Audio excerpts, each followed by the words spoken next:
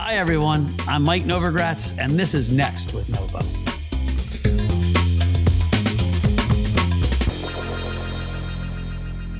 Welcome, everybody, to another episode of Next with Novo. I'm here with Josh Martin, NFL star, and more importantly for me, I look at his resume and it looks like mine. He's an Ivy Leaguer, and he seems to care about almost everything I care about. And so it'll be fun for me digging in, trying to figure out where he came from, what he cares about, why he cares, and what he's doing. So, Josh, let's start simple. Give me a little bit of sense of your background. Born and raised. Sure. Yeah. Born and raised in Houston, or actually between Houston and Denver. I was the oldest of six, two blue collar parents. My mom was a school teacher. She's still a school teacher. And then my dad actually worked for Union Pacific for a period of time as a conductor. So I would say middle class, lower middle class upbringing. Definitely had a pleasant childhood as I remember it. And, obviously I've been able to accomplish what I've been able to accomplish with the values that my parents and family have instilled in me. Talk a little about being the oldest child of a big family. Listen, I think when babysitting, when you get old enough to babysit, you kind of become a third parent-ish, in the sense that your siblings will tell you things that they won't tell your parents. And I was almost like a ringleader. So we were very efficient. So whenever anything showed up broken in the house, there's a lot of coordination between us to see who would take the fall. And I was a big part of that, leading that coordinated effort. And how good of a football player were you in high school? I was a late bloomer. I didn't really start until senior year of high school. Yeah, so I was playing out of position. I actually played wide receiver and safety for the longest. And then I thought that my senior year was going to be my last year of football. The coaches approached me and he asked, hey, are you willing to play lineman? Because we need defensive linemen and offensive linemen. I switched, made the move, and ended up being all conference that year on offense and defense as a tackle, offensive tackle, and as a defensive end. And the rest is kind of history. And so you got into Columbia, which does not produce a tremendous amount of professional football players. At one point, Columbia had the longest losing streak in NCAA history, I think. And so getting from Columbia to the pros is got to be a 1 in 1,000. I think there's maybe been only less than 5 over the last decade or so. So that's a pretty accurate number. I think really for me, it was a matter of continuing some level of success because I really struggled at Columbia. I think when people see, you went to an Ivy League school and you played football, you made it to the NFL, it's like, look at all these accomplishments.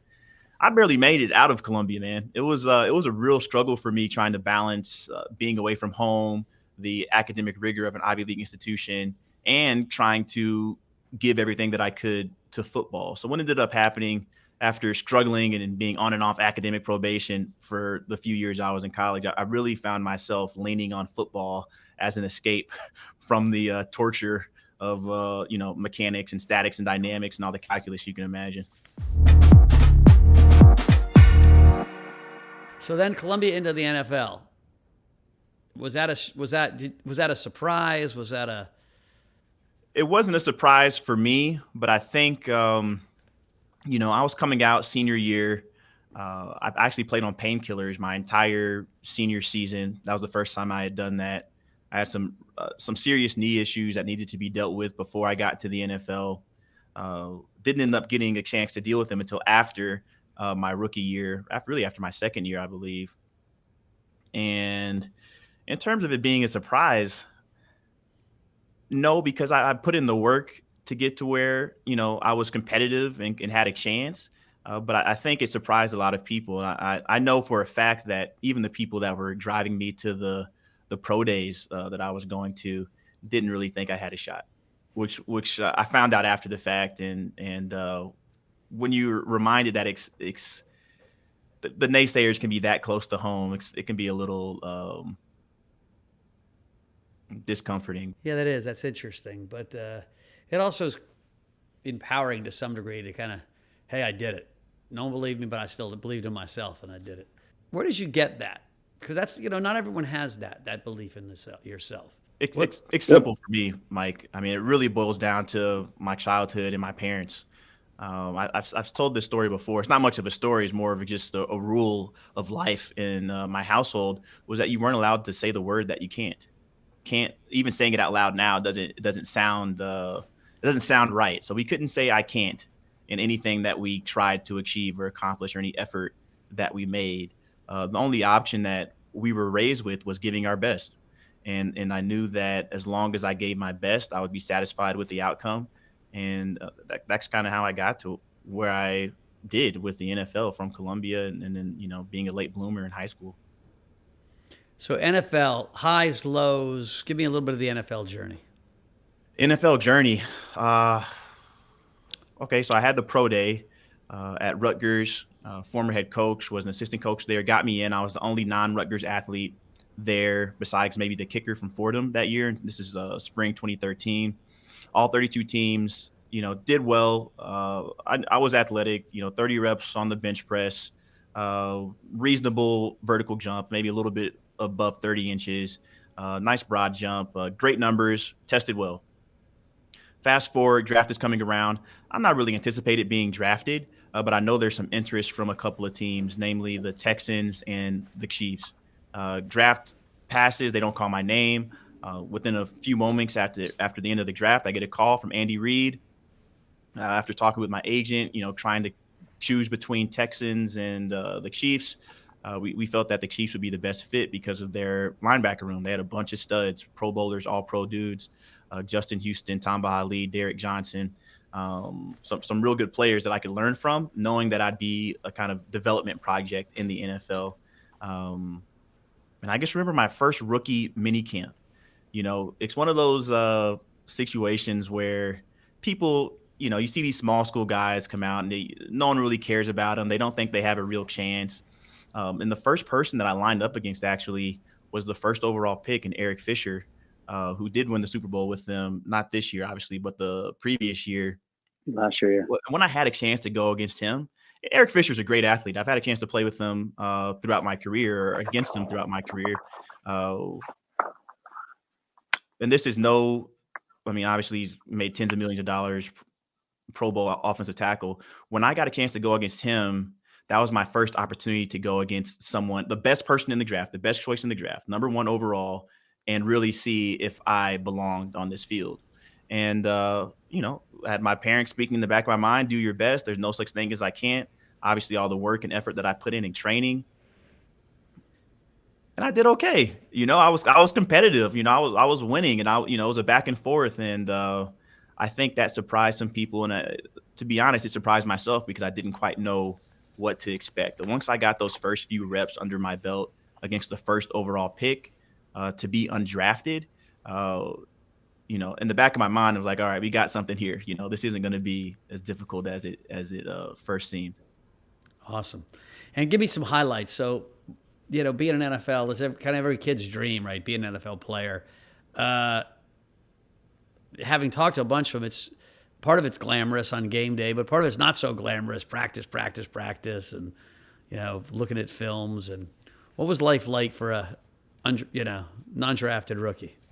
Yeah. So one of my first highlights was actually the end of training camp when they've made the first cuts. This was back when they made cuts throughout training camp and they had to get down to a certain number with the roster. And it looked like I was going to be on the team, and the athletic training staff was going around. They were asking, hey, what do you want before game day? And I was like, what do you mean? What do I want? And they're like, oh, do you want IV? You want Toradol? Like, what shocks do you take or whatever? And so that was my first kind of wake up call. I was like, why would I need Toradol? Or which is really a super, super anti-inflammatory. That's not quite a painkiller, but it's used as a painkiller. And there became a point. There's a point in my career where I couldn't play without Toradol. I was not as effective without Toradol as I was with Toradol, taking it before games. And at that point, I knew there was an issue. So that was one of the highlights. Is kind of discovering what it takes to play that level of physicality day in and day out on a weekly basis. Yeah.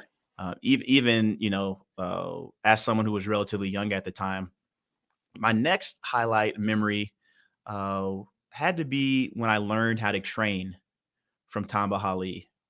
Tamba actually flew me out to California after my rookie year to train with him because during spring OTAs, I would drive to his house where he was training with the Gracie Bros, I think it was Henner or Huron. They're based out of Torrance. They have the Gracie Universities, Brazilian Jiu-Jitsu. And I was the only player that showed up. And I did that with him for a couple of weeks. I think he clearly took note of that and decided to fly me out to train with him and the Gracies for a long weekend. And that's when I started to understand how I could better incorporate some cross-training principles to still be able to get solid work in without the kind of wear and tear or the daily grind. So that was a really memorable moment for me. So you left the NFL what year? You know what? That's up for debate. I technically have not retired. That's like a point of contention in myself. I recently started telling family members my thoughts about where I stand with my career. Realistically, I'm probably not going to play football again. I can say that honestly. After I tore my shoulder the year before last, and I think I had one workout last year. I was just thinking about how I was going to answer this question. It's not looking great for me. And so I was reading the notes on everything you've been engaged with, both from investing and trying to make yourself a better investor, from social justice stuff. Where does that all come from? Yeah, so for me, it's always been about what's next. Because, the first couple of days I was in the locker room with the Chiefs, they were cutting people. And I was like, damn, I just got here. And they like, my job is up for grabs at any point in time of the day. There's no security. So I knew that I had to begin investing in myself in a real way. And earlier on in my career, a big part of that was education. So you mentioned the financial components. I wanted to make sure that as hard as I'm working for my money at that time, I want to be smart enough to be able to make my money work even harder for me when it comes down to it. So understanding, simple principles like my risk tolerance and diversification and how to evaluate a financial advisor. Because realistically, could I manage my own money full time? Absolutely. But I have other interests beyond managing my money. So how can I surround myself with the appropriate team given my needs and my desires to be effective in accomplishing my financial goals? And then once I had those pieces in place, I could begin to think about, all right, professionally, what do I want to get into? All right, so you're part investor now. You've gone to school post grad school. I was reading to hone your investing skills, but you're also part social activist. And you went through your NFL career in the time, kind of a tumultuous time, right, with Kaepernick, then with George Floyd. What was it like being a black guy in the NFL? Well, I think when you're in the NFL, especially earlier on in your career, it's very easy to kind of shut yourself out to what's going on outside of football. And that's really kind of what you have to do in order to, in my mind, that's what I had to do. I can't speak for everyone. That's what I had to do in order to be successful. I had to focus on myself, my craft, to be able to, get to a place in my career where, I had some money, I earned a second contract. And then from there, it's like, okay, now that I have this security, what can I do in a way that still doesn't jeopardize my ability to earn future income in the NFL, even considering the risk of injuries and, things that I've succumbed throughout my career. For me, it was at the end of the day, it was kind of applying my team mentality to all of the communities that I'm a part of. As a black man, as a part of the black community, when you have a platform, I think there is a responsibility to speak out and speak up. And the way that I did that was through creating this video series I think we will probably get to, called Making America, which essentially was a way for me to figure out what the hell was going on, because I didn't know where to start or where to begin. And I think a big first step is becoming educated. So take us on that journey a little bit. Making America, it came from where?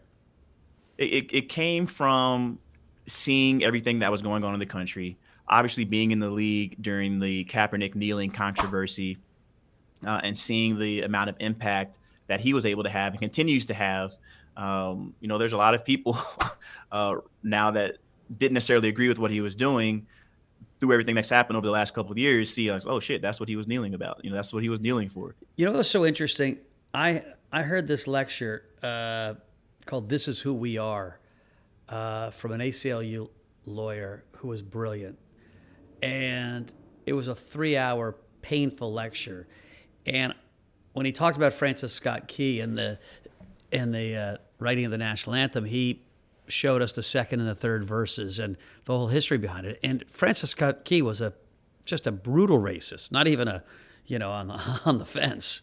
And so when you read that third verse, you're like, hell, the whole country should be kneeling. Like the Star Spangled Banner shouldn't be our Star Spangled Banner. Like we should change it. And so like it was so interesting to put Francis Scott Key in perspective, both in historical perspective. Like he was racist for his time, not, because it's hard to hold people accountable with one era's mores in a different era. But like even within the spectrum of his own time when he wrote that, he was on the pretty aggressive side. And so I always think back to that thing. Like a lot of us don't know what we don't know. And, when you are shown information, it can change your perspective. It's difficult to hold people accountable, but we have different standards now. So I think it's okay to call it, if you're a racist, you're racist. And, obviously Mr. Key was no exception. And even if you're a product of the time was racist. So I think it was racist. I think I just want to make sure that we're clear. And that's what I had to grow comfortable with. There is actually an episode. So we're on the road, right? Making America. This was actually the result of me beginning to create content after I joined on with Vayner Sports. I started a podcast and I was doing some vlogging, checking out different restaurants around New York City.